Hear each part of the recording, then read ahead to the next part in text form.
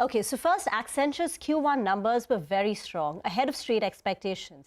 The revenue growth at 15% was higher than the company's own guided band of 10 to 14%. The company managed to maintain margins as well. So Q1 was very good. That said, despite a strong performance in Q1, the company has maintained the full year guidance. So the FY23 constant currency revenue guidance stays at 8 to 11%. This should also provide some extent of relief because the street was fearing that given the macroeconomic uncertainty, what if Accenture goes ahead and brings down the guidance? We had HCL Tech as well, sounding a bit cautious on growth.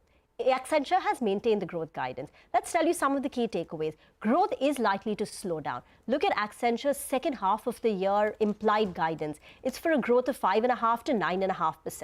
This would compare with a near 25% revenue growth that they saw in the year prior, if you just do a like-to-like comparison. So that's a sharp slowdown. Secondly, the management commentary is also fairly hawkish. They are talking about rising caution among clients with a focus on cost optimization projects. So decision-making has slowed down. Some of the larger deals are harder to come by. There is some caution. So the commentary is a bit worrying.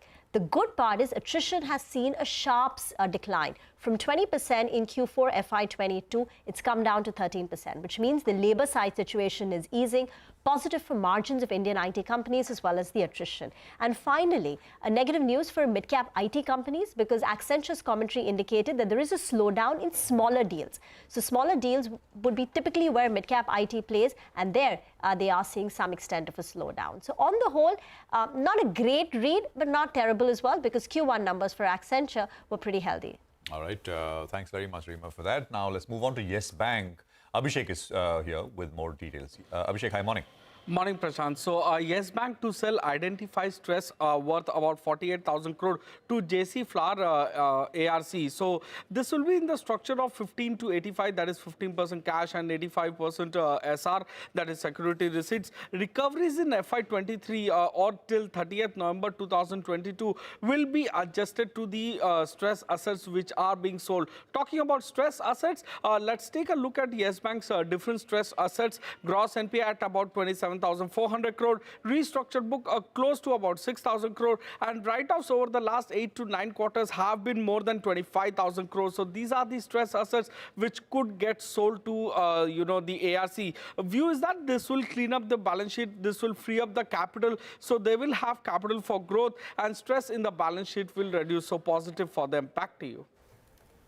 Okay, all right, Abhishek, thanks a lot for that. Well, let's hop across to Vivek. He's here to tell us about L&T and Ashoka Buildcon. Morning, Vivek.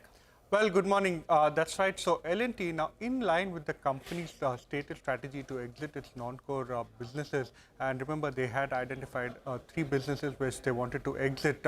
So they've completed one on schedule. So what they've done is they've exited their entire 51% stake in L&T IDPL, which is infrastructure development projects, road typically consisting of road assets. This particular company was a JV between L&T as well as Canadian Pension Fund, and the gross proceeds from this particular deal, to L&T as well as CPPIB would be a little over 2,700 crores. Now, brokerages have reacted. Jefferies is saying that the next important thing to watch out for over the next 12 to 36 months would be the divestment of Nabha Power as well as the Hyderabad Metro assets. Macquarie believes that the next focus will be on support from Hyderabad government for the metro project as well as real estate monetization around the Hyderabad Metro project. Coming to Ashoka Buildcon, some positive news flow coming in. Company subsidiaries are looking to sell stake in the Jawara-Nayagaon toll project, and this particular stake sale would be done to NIIF, that is the National Investment and Infrastructure Fund. The gross proceeds from this particular sale would be a little over 690 crore rupees. Thank you very much for that. Let's get to Sonal. She's going to tell us about IGL and Phoenix Mills. Sonal? Good morning, Reema. Let me start with Phoenix Mills because they have now bought a land. They have made an acquisition of 7 acres of land parcel in Surat, and the total consideration for this acquisition is 510 crore rupees.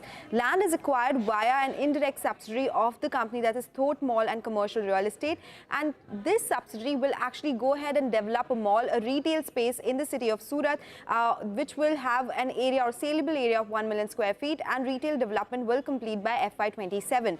IGL will be in focus because the company has gone ahead and hiked prices. Now it's pricing in closer to 80 rupees per kg in the Delhi NCR region, and this is the first price hike that the company has taken since the time domestic gas prices were hiked versus the peers which had already taken a price hike. So this is a positive move. The stock should be in the green today. All right, thanks very much, Sonal, for that.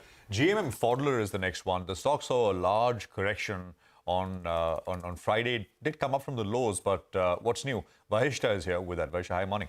Hi Prashant, good morning. Well, there's been a block deal in GMM Pfaudler. The promoter company, which is Pfaudler INC, has sold 17.32% equity through bulk deals at 1700 rupees per share, and the Patel family has entered into an arrangement to purchase 1% equity shares from Pfaudler INC. The Patel family now becomes the single largest promoter shareholder in the company, and as a result of this bulk deal, the shareholding of foreign and domestic institutional investors has increased. The promoter group holding will decline to 30, the total promoter group holding will decline to 38.74% from 56.06%, and Axis Capital has been the sole broker for this deal.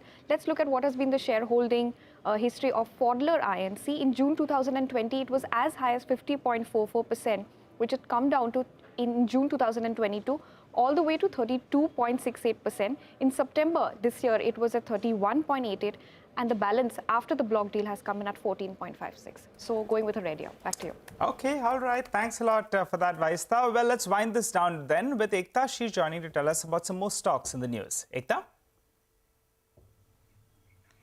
Thanks for that. Well, I'll start with Sun Pharma, which is in focus. They did release to the exchanges that they've received the warning letter from the US FDA. Now, that will become public in some time, but nonetheless, there could be a sentiment negative for Sun Pharma. Remember that on December 8, 2022, which is just a couple of weeks ago, the US FDA had issued an import alert to the Halol facility. Shilpa Medicare expect that stock to probably be in the green because they've launched a drug used to treat breast cancer as well as colorectal cancer in India, where the dispersible rate of the tablet is much faster than what is available, and the amount 1000 mg is much higher than what is already available in the market. So that should probably be a positive.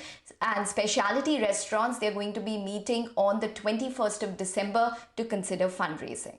Thanks a lot for that, Ekta. Well, here's a quick recap of all the top stocks that we just covered for you. Stocks with positive news flow include Yes Bank, L&T, Ashoka Buildcon, Shilpa Medicare, Specialty Restaurants, IGL, and Phoenix Mills. Well, stocks with negative news flow include the IT Index, Sun Pharma, and GMM Pfaudler.